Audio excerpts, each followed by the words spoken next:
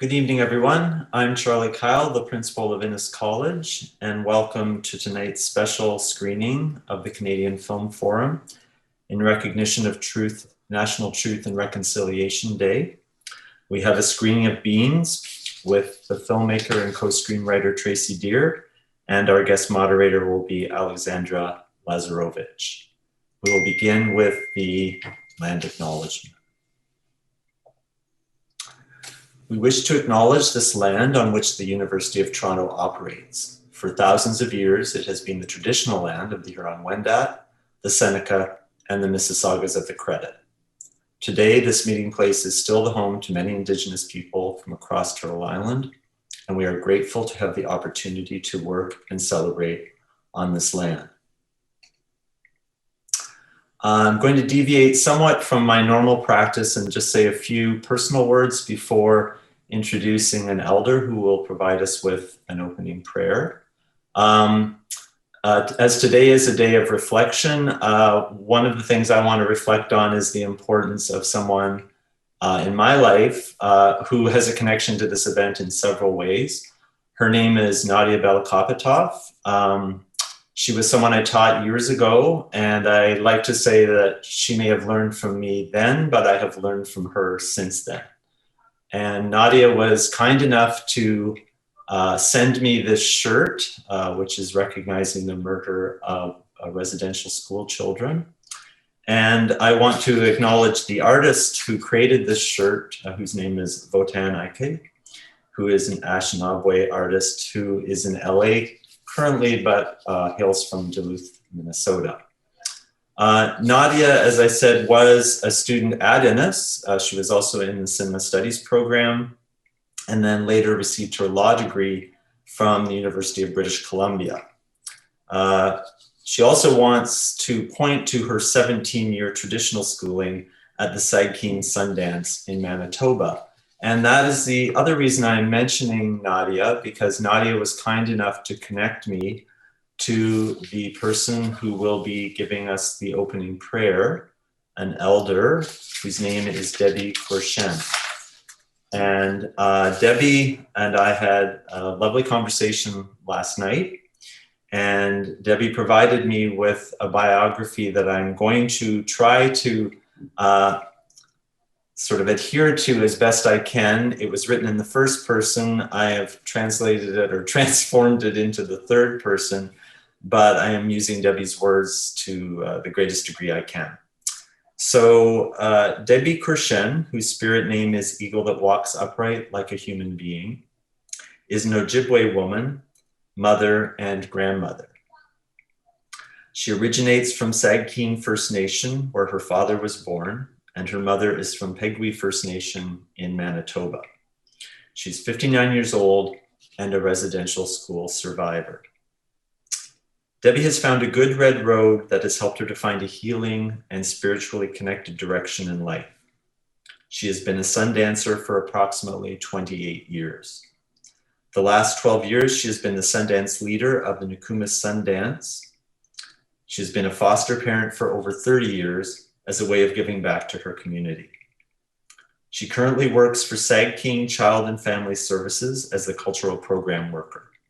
She is a social worker by trade and enjoys her work. She feels it is important for families and communities to have access to their cultural knowledge and heritage. In her personal time, she is involved with different community programs, some in Winnipeg and some in Sagkeeng.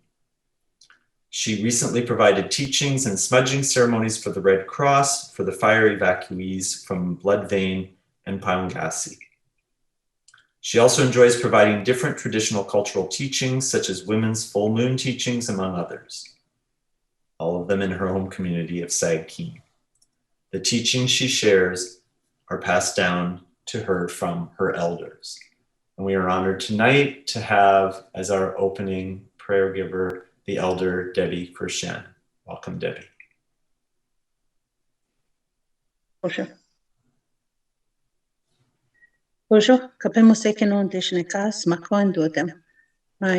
My name is Debbie Corshen. As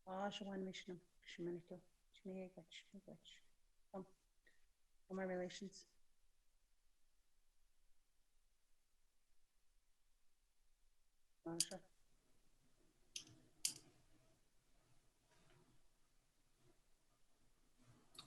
Thank you so much, Debbie.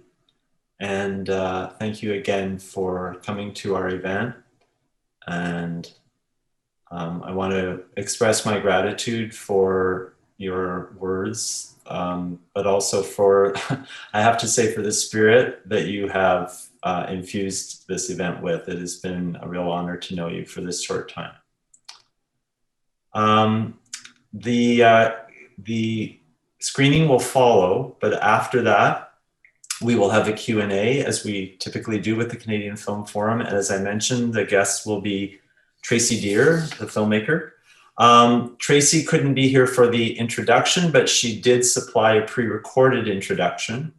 So we will have that immediately. As soon as you see me leave the screen, you will see Tracy, and then that will be followed directly by the screening. And then directly after that, Alex and Tracy will appear to provide the Q&A. So please now, there is also a warning embedded in Tracy's message, so please be aware that you may find portions of the film upsetting, and Tracy will explain that in her introduction. So I now cede the virtual floor to Tracy Dear. Hi, my name is Tracy Dear, and I am the director and co-writer of the film Beans that you are about to see. Thank you very, very much for giving your time today to go on a journey that is just very, very dear to my heart. This film has really been 30 years in the making since I lived through the Oka crisis, and it's been about 10 years in the making from the very beginning of writing the script. So it has been a journey in and of itself to make it, and I hope that you enjoy going on the journey that we are presenting to you today. I do want you to know that there are some moments that can be very triggering in the film, so please take very good care of yourself and do what you need to do to protect your own mental health and your own emotional health as well. There will be a live Q&A after the film, and I look forward to answering your questions and hearing what you think. Thank you and enjoy the show. We are here now to start our Q&A, and I want to take a moment to introduce our moderator. Alexandra Lazarowich is an award-winning Cree filmmaker from Northern Alberta.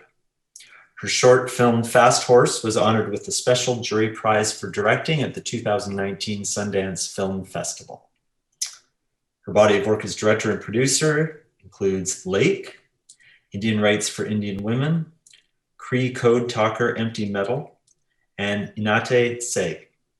She is the series producer for the CBC's multi-award-winning comedy documentary series Still Standing. And we're so pleased to have her with us, and she will be introducing her interlocutor, Tracy Dear. Hi, Alex. Hi. Thank you so much for joining us tonight, everyone. It is a true pleasure to introduce the co-writer and director of Beans, Tracy Dear. Tracy is a Mohawk writer, director, and showrunner whose 2 decades of experience spans documentary, television, and film.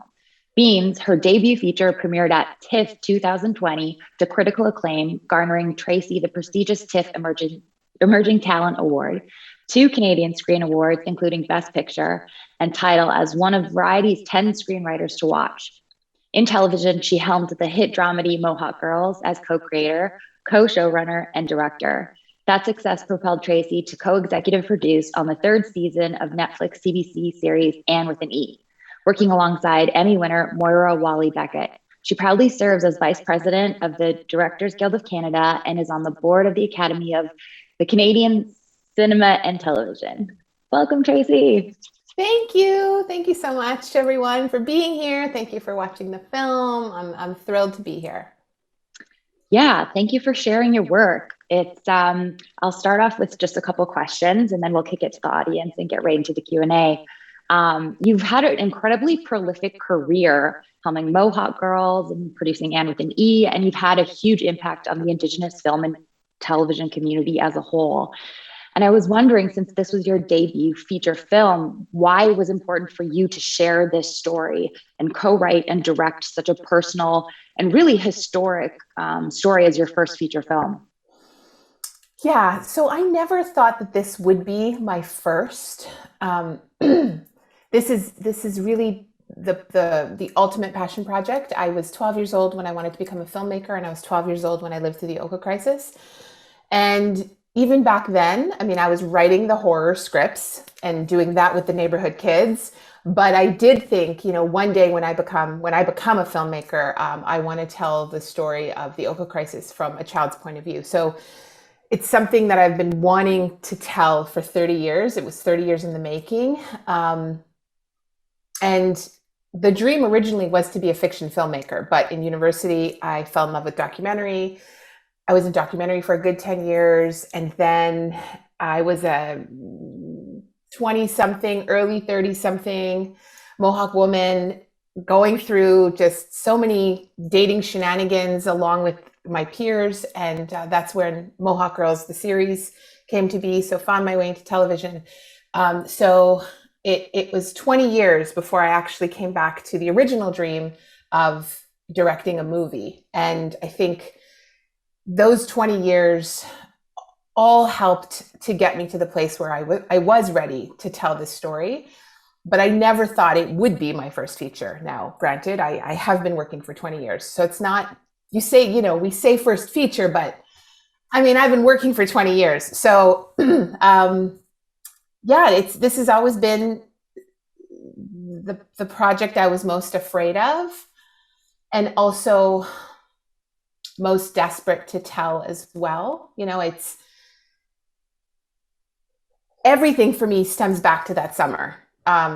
So much of my own self-worth and my own identity, my identity crisis. Who am I as an Indigenous woman in this world, to my community? All of those things, they all stem back from that summer when it was really a crash course in understanding what it means to be an Indigenous woman. And really, if you look at my work, that is what I am exploring over and over and over again, because it's so complex. And I think it's been 30 years of healing from that summer, and finding my strength from that summer, finding my voice, finding my resilience, to get to this moment. And I think being able to tell the story and to put it out there was a big chapter in my quest for healing. You know, we carry our trauma, and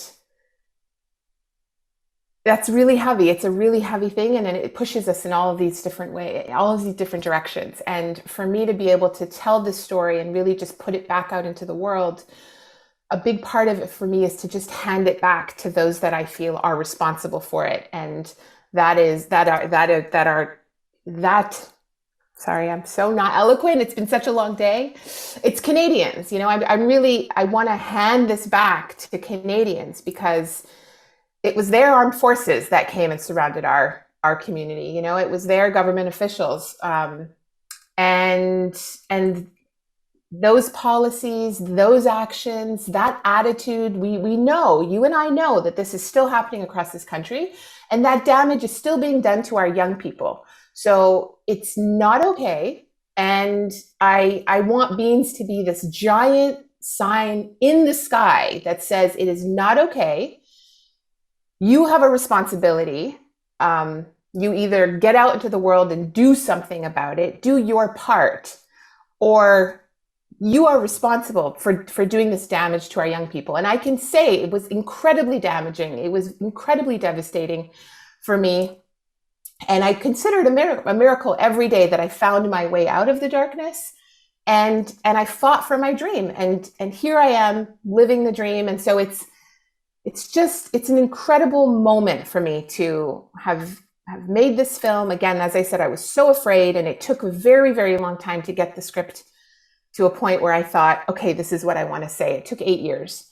So just a big journey. So it means everything. That's sorry. This is how I answer questions. It's a big old story, but the answer is it means everything to me. It means everything. That's such a wonderful summary of sort of why, you know, and also how long it takes to make a film, especially when something is so close to your heart and you're so sharing, you're exposing moments of people. And, you know, it's interesting because today is really a historic day. It's the observance of, you know, National Day for Truth and Reconciliation.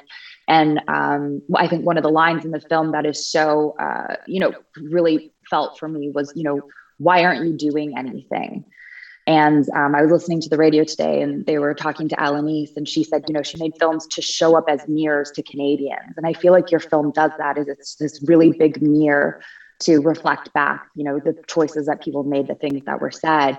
And so I think this is a bigger question of sort of what's happening in the world today is, you know, what is your definition of reconciliation? Because a big part of reconciliation in the conversations that we've been having is sharing stories. And that being a place of being able to impart some healing.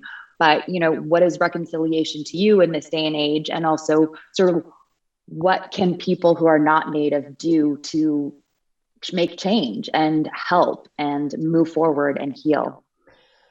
Yeah, big question. And I don't know that I have, you know, the perfect answer, but I will answer from the cuff of the moment.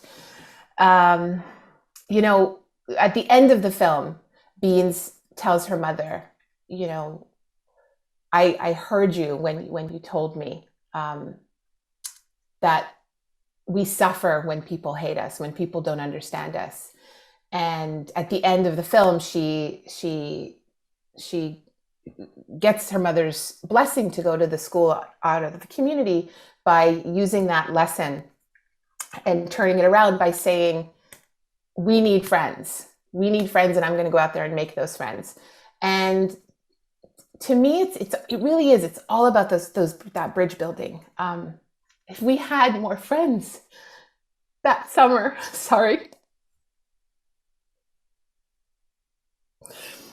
would that have happened? Would our friends have allowed those people to throw rocks at us, to send those tanks to our home, where we did not have enough friends? And that's what I want to see. I want people standing up and having our back so that we can take a breath. We can sit back and do our own healing together and not have to be on the line and fighting all of the time just to be seen, just to be heard. You know, it's exhausting, and it's, the world we live in is not our design, you know. It is design of this country. So it is the responsibility of Canadians to fix their mistakes. That's what I want to see. And that's like my very most basic appeal, is stand by us and defend us and speak up for us so that we can have some time to take care of ourselves and please go out there and make this country better for all of us, and especially for our young people. You know, as you get older, right now as an Indigenous person, right, you get stronger and stronger and tougher, and the skin gets thicker and thicker because you have to. And I don't want the next generation to have to navigate all of that anger and all of that rage and have to develop such thick skin. I want them to put their energy into things that make them happy, that make them excited. I want them to focus on their dreams and go for it.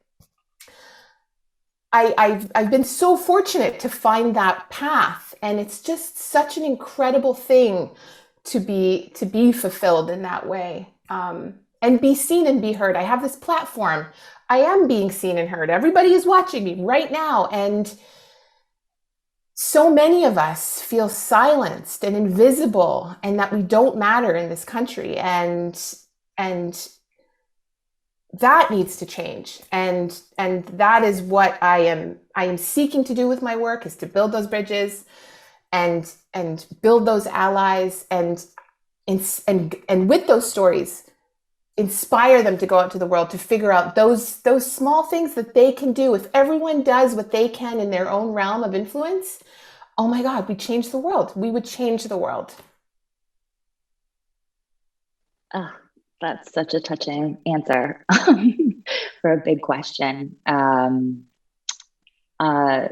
What's really interesting in your sort of, you had mentioned you worked in documentary work, and what I found so interesting about your film is like how there's little moments of it that I'm like, oh, I see my cousins. And I remember being in that car in that back seat singing to that exact song.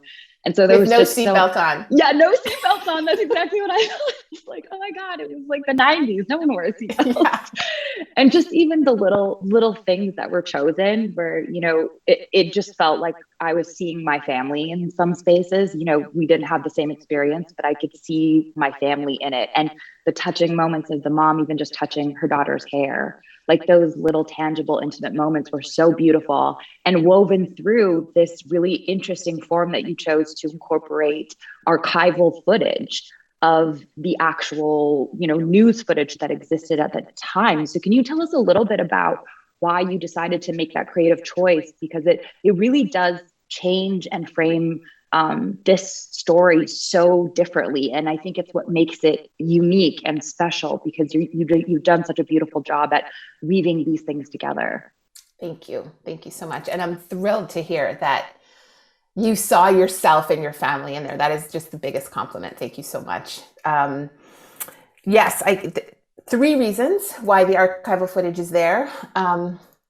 So the film is a coming-of-age story told through the point of view of a 12-year-old girl. This was something we really struggled with for years in the script. Was, we're tackling this big watershed moment in history, but I want to tell it through the point of view of a child. And for so long, it was balancing getting the audience enough information about the Oka crisis. And, in the beginning, it was explaining too much, and after a few years of doing that, I realized I don't want to make a movie about the Oka crisis. I want to make a movie about what it is to be a young girl coming of age in the middle of this heightened environment that really does represent everyday life, just quite heightened. And so the decision was made that we stay with beans. And the reality for me as a 12-year-old at the time, I didn't know what was going on half the time.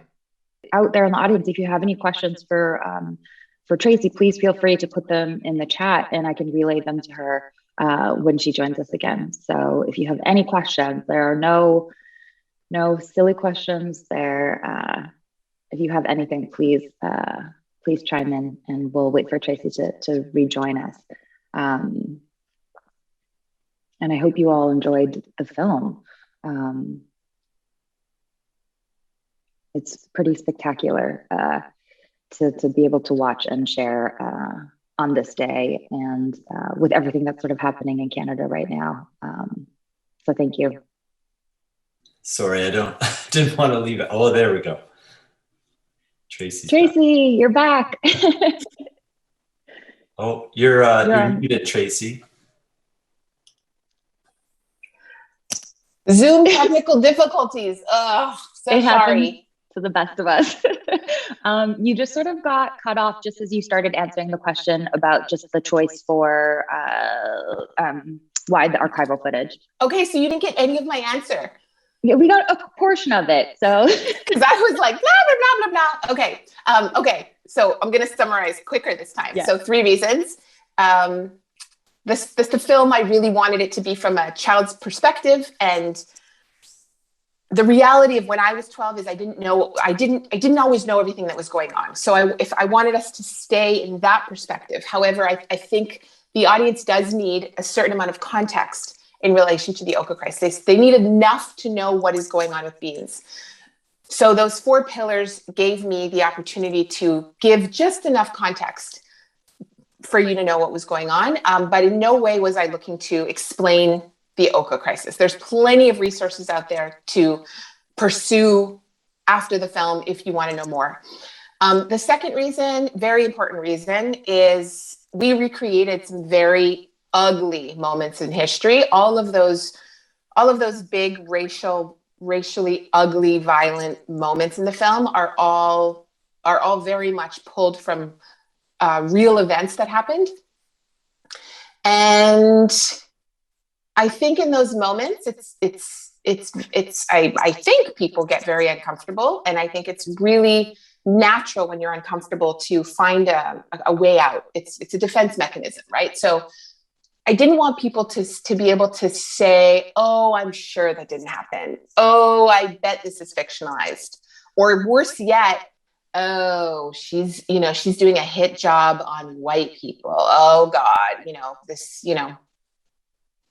she's doing the opposite. She's doing her own biased report. And I really am not. I was not. And so I thought the way to make sure people understood that this really happened and that it was as ugly as I'm showing, and if not uglier, I'm going to have the real footage, make sure to ground this in that way. And so the first time, is it the first time or the second time?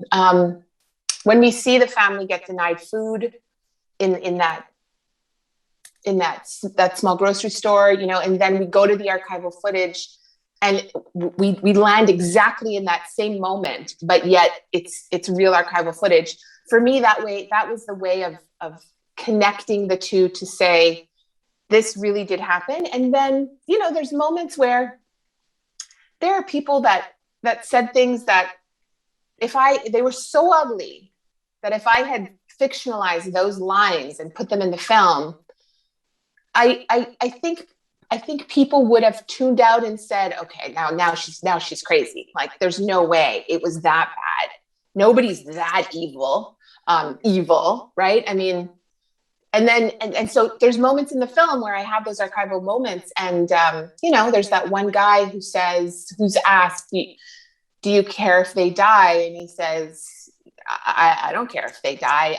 That it gets me every single time, because he really, really means it. And you can see that. And no performance by an actor can convey that better than that real person who had no problem saying it to a camera 30 years ago. So I wanted people to have that as a part of this journey. And then there is a third reason. What is that third reason?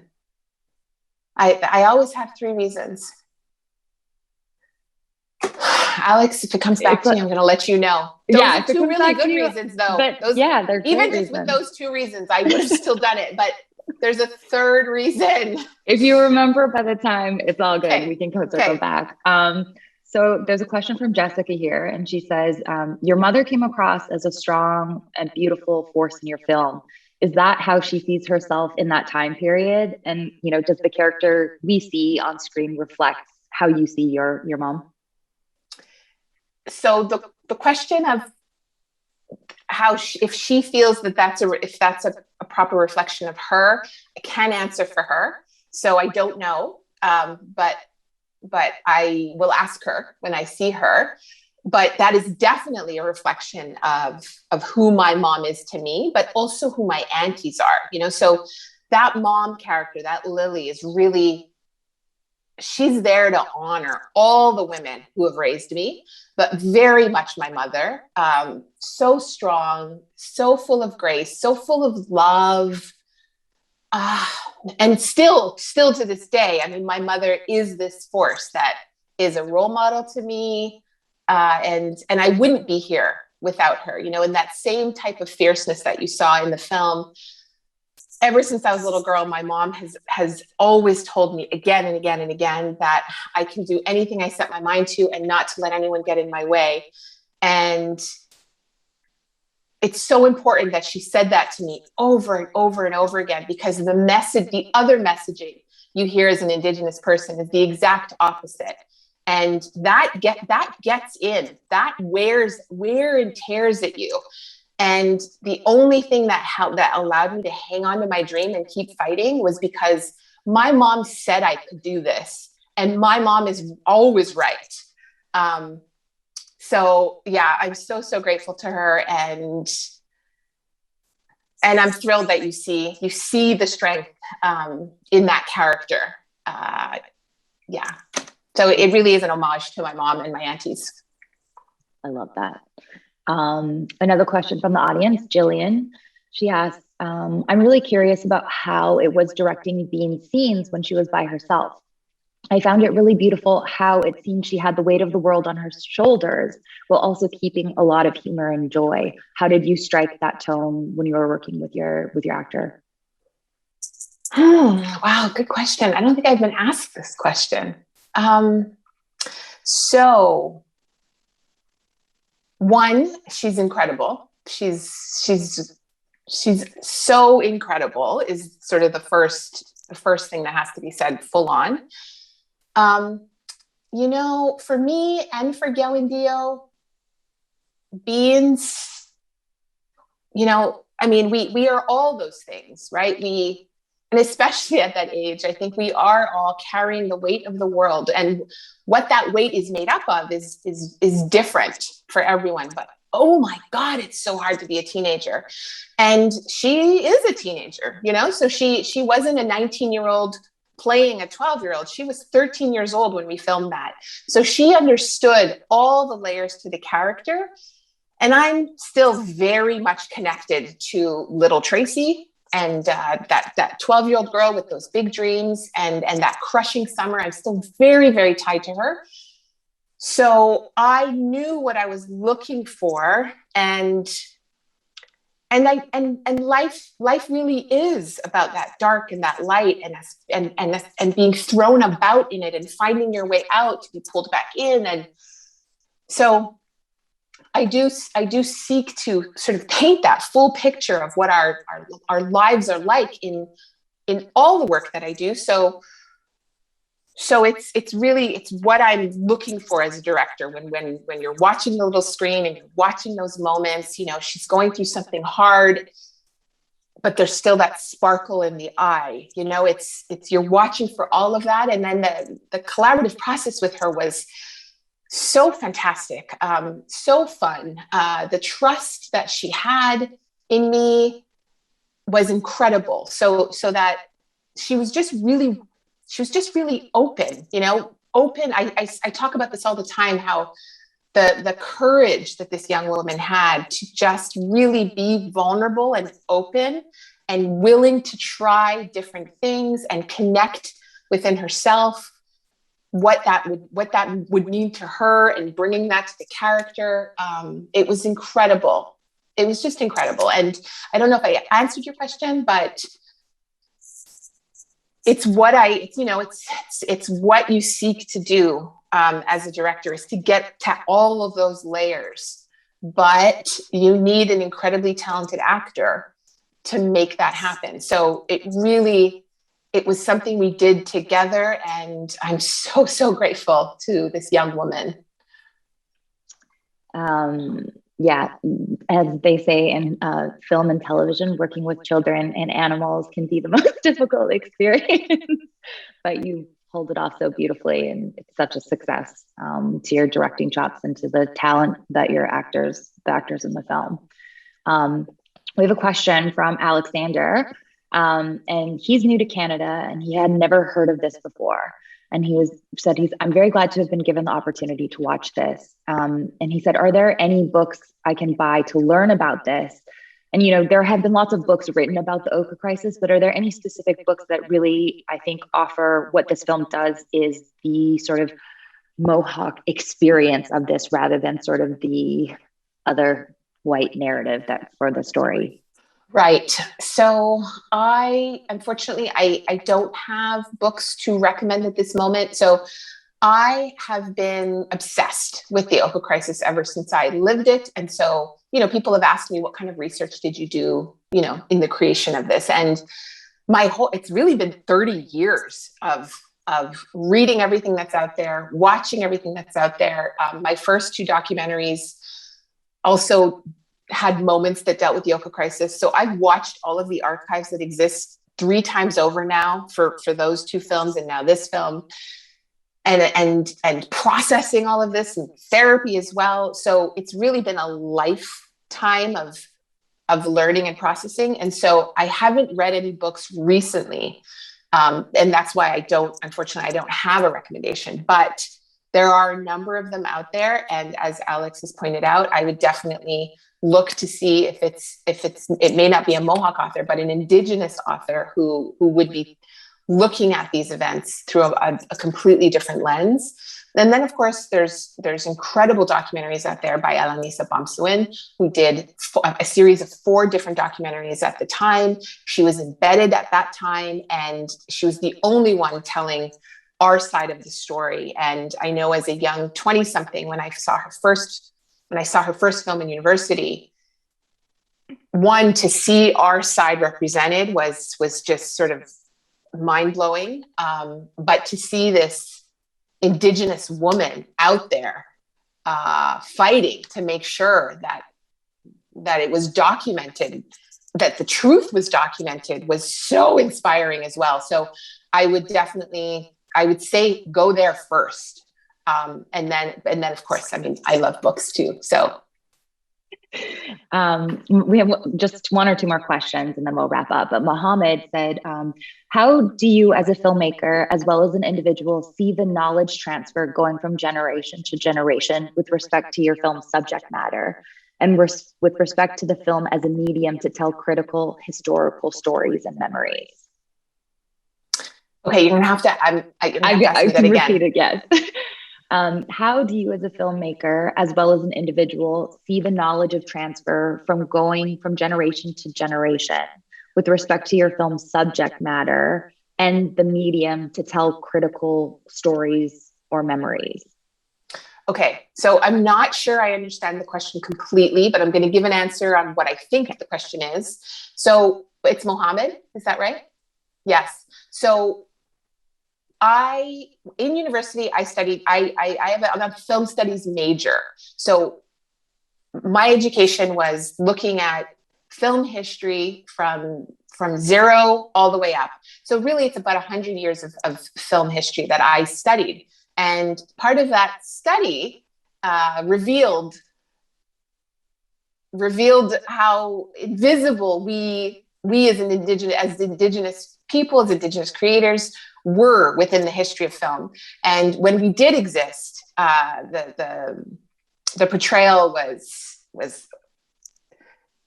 what's the word I want? Dismal? Yeah. Yeah.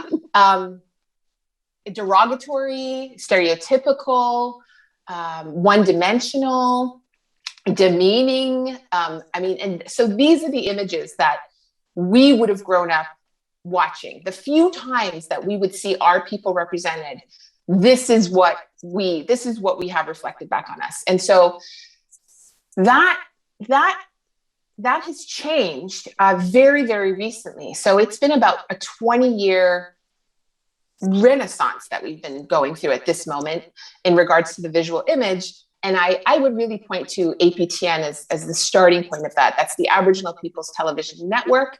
So anyone out there that has never heard of it, it is a national broadcaster. You have access to it. If you have television, you have access to it. It comes with it. And this is a network that is by Indigenous people, for Indigenous people, but also for the rest of the country as well. And it was a place where we were finally welcome to tell our stories. We were empowered to do so, and there was and this is where I started my career. And I'm here for 2 reasons. I'm here because of my mother, and I'm here because of APTN.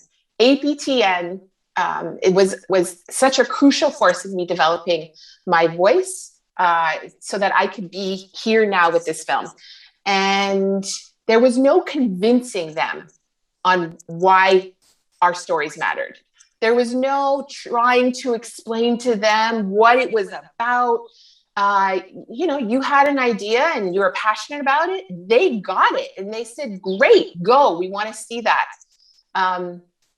It has been such an incredibly supportive way for me to come of age as a filmmaker, and there's a whole generation of us that have had that experience. I'll also point to Imaginative. I think it is the biggest Indigenous film festival in the world. Yeah. And they just celebrated, I think, 20 years too. So both of these have been sort of crucial in our development. So trying to zero back to the original question. So the original question is, you know, it's almost like one generational cycle.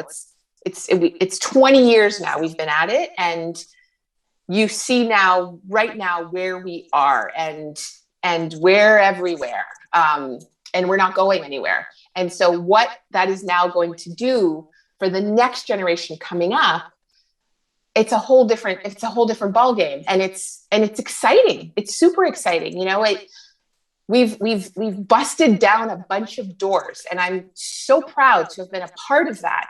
And I'm so excited that the next generation coming, they're still going to be faced with a bunch of doors, don't get me wrong, but those first doors have been busted down. And so that's one less barrier for them. And the work they're going to do it's going to bust some windows. It's going to bust down some walls. And where we're headed and what it's going to look like, I'm excited. I'm super excited. And I think your question will be really interesting to be asked in another 20 years, because then we're really going to have had, you know, 2 generations worth, and we're going to be able to see how did it start, and then what impact did we have sort of as we went along, and where did we go? And I can't wait to see where we're going to go. Oh, that is such an excellent remark to wrap up our Q&A on. Awesome. Yeah, I'm also so excited. We're so excited also to see what you're going to be working on next. And we'll be waiting patiently to buy our tickets, hopefully in theater, Thank for you. your next feature. So thank you so much for sharing. And thank you to everyone for joining us tonight. We really appreciate you taking the time to watch this magical and amazing film. I'm going to throw it to Robert Najawan, and he's going to do our closing remarks. That was perfect. Bojo indem magniduk was up the indigenous nashinigmeng donjaba jija kindodam up to go in kitchen endam ya ying mampi mamwe nondigikendeming dash bazindawang Tracy Dear. So hello everyone, my name is Robert. I'm from Nyashingming or Cape Croker, and I'm Crankbun. So what I said was that I'm so happy that we are here together to learn and to listen to the amazing Tracy Dear. This was actually my first time watching Beans, and it was so beautiful, so powerful. I'm so happy that we are able to have our voices, our histories, our strengths, our hopes and desires shared with the world, and also with our people. I think that we need more stories that help our children to imagine how strong they can be and how strong we have been. So Nyanwa, Tracy, for everything you do. I'm excited to show my little siblings and my little cousins your film. They've been trying to make some short films, so maybe this will inspire them. Also, miigwech to Alex, Elder Debbie, Charlie, and everyone else who made this screening a reality. I would just like to say one more thing quickly. Everyone has the opportunity to make a voluntary donation to the Indigenous Peoples Admission Scholarship. I received it myself my first year at Ennis, and it helped me to make the transition from my small community to the city so much easier. So please, if you have the means to do so, I think it is a great opportunity to support our future Indigenous leaders so that we can build even stronger nations full of our cultures, our languages, and regenerative possibility. So miigwech, gi bijayak, nyawa, and that's it. Well, that's almost it. Oh yeah, and then Charlie. Well, first of all, I have a lot of thank yous to deliver, and I hope people will stick around just long enough to hear them. I want to add Robert, too modest to mention, but he is an Innis student who is majoring in Indigenous Studies, and he is on the Dean's list. And as he said, he is a recipient of the Indigenous Mission Scholarship, and I hope if you can, you will donate to it. But the main sentiment I want to express is just how grateful I am to all the participants. I want to take a moment to thank the people who helped make this possible. They don't often get acknowledged. I often don't take the time to do so, and I should every time, but I want to start with my silent academic partner, James Cahill, who's been here every moment of tonight, but you don't see him, but he's been a participant in spirit. The director of the Cinema Studies Institute, who they are our partner on our Canadian Film Forum screenings. I want to thank Anna Splentik, who was instrumental in helping this move forward, and Rola Tahir, who has left us at Innis for greener pastures, but this was her sort of crowning glory to set this up. So thank you, Rola. And then on the tech side, Ian Logan, Shayla Anderson, and trying to keep me on track, Victoria Sepjak Watson. And then I must say, again, a special thank you to Robert Najwan, our Innis student, who closed us out in a way that was so eloquent. I feel humbled that I have to follow him. I want to thank Alex Lazarowich for a beautiful job of moderating and for tap dancing on air while Tracy tried to get her Zoom to work again. And Debbie Kirshen, who did such a touching prayer that really had me reflecting and choked up, I must say. And then Tracy did it to me all over again during the Q&A. Not only is the film a powerful and eloquent statement, but Tracy's impassioned arguments for why filmmaking of this nature is so essential and why voices like hers will ideally become ones that we are so accustomed to seeing on our screens. So Tracy, thank you. Thank you for the gift of the film. Thank you for the gift of your career. And thank you for coming and helping us out with this event tonight. The last thing I will say is that, and I have to say too, I mean, such a beautiful presence. I mean, and the film, I felt ashamed while watching the film, but I didn't feel solely ashamed. And I think that's the important thing, that we have to feel, in a way like beings, emboldened to come out of this and do more, and to stand forward and do something that actually makes a difference, not to shake our heads and say, oh, how bad we were, but to take that and use that as a kernel of what will be greater, I hope, greater solidarity in the future. I mean, that's what this day is I think, meant to make us reconcile ourselves to do better. And so your work ideally will help us towards that. So thank you so much again.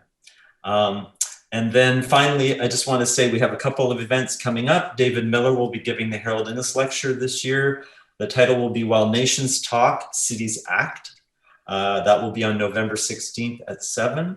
And coming up, I don't have dates yet, but just remember that these will be happening. Peter Russell will be speaking, former Innis principal and constitutional expert. And returning last year's Harold Innis speaker, Jesse Wente, will be coming to speak about his book, Reconciled: Family, Truth, and Indigenous Resistance. And I can think of no better last thing to say beyond my thank yous, and look forward to Jesse's talk, which is coming up soon. And I will say one more time, just thank you everyone for just an evening that I will not in any way soon forget. So thank you again, everybody, for participating. And thanks everyone for coming. Thank you so much for having me. Yeah, thank you, everyone.